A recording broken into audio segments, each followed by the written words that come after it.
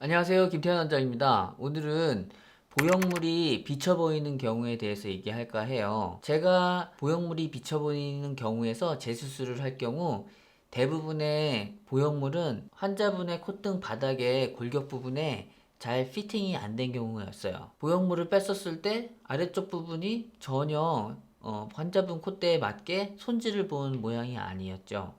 그렇기 때문에 본인 골격과 잘 맞지 않는 그런 보형물은 결국에는 피부적인 비침으로 나타날 수밖에 없어요. 이 모양을 보시게 되면 지금 보형물이 떠 있는 게 보이고 있어요. 밑 바닥 부분과 잘 피팅이 되지 않는 경우에는 이렇게 콧대와 보형물 사이에 공간이 생기고 이런 것들이 잘 맞지 않기 때문에 피부적으로 사이드 부분이 잘 맞지 않는 그런 느낌으로 표현이 되는 거죠. 그래서 저는 카빙을 수술장 내에서 해요. 자, 보형물을 이렇게 깎는 거죠. 이렇게 깎게 되면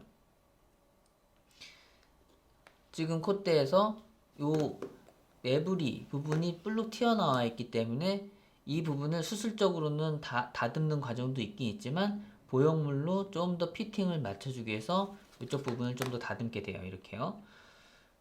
이렇게 다듬어서 이렇게 맞춰주게 되면 아까보다 훨씬 더 잘 맞춰져 있는 그런 보형물의 형태를 볼 수 있고, 여기서 바닥 부분을 좀 더 다듬어 주고 하면서 전체적인 보형물이 골격에 착 안길 수 있게 해주는 거죠.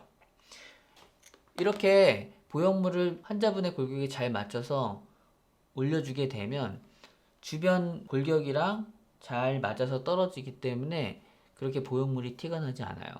보형물이 딱 막대기처럼 있는 걸 걱정하시지만 이런 카빙을 통해서 환자분 콧대에 잘 맞춰주게 되면 그런 부분을 예방할 수 있고, 만약에 수술에 의해서 그렇게 생겼다면 기존 보형물을 제거하고 보형물을 환자분 골격에 잘 맞춰서 피팅을 해서 이렇게 맞춰주게 되면 그런 부분들을 현저히 줄어들게 되죠. 또 하나, 골격적인 부분이 낮은데 골격적인 부분이 낮다는 거는 피부가 좀 여유가 없다는 거예요. 골격이 너무 낮은데 너무 욕심을 내서 보형물을 너무 높게 올릴 경우 피부적인 부분이 너무 타이트해지면서 보형물이 비쳐 보일 수 있어요.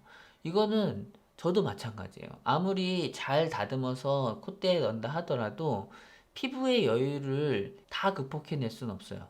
그럴 때는 입체감 위주로 높이감을 살리면서 어느 정도 피부와 타협을 해야 돼요.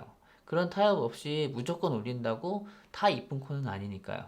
그래서 환자분의 조건을 잘 생각하고, 그리고 수술자랑 환자분의 니즈랑 그런 부분을 잘 맞춰가면서 어느 정도 타협점을 찾아야겠죠. 그런 것을 통해서 피부의 비침을 좀 더 줄여갈 수 있어요. 자, 오늘은 수술에 의해서 생긴 보형물 비침을 설명했어요. 영상 시청하시면서 궁금한 점 있으시면 질문해 주시면 답변 드리도록 하겠습니다. 김태현 원장이었습니다.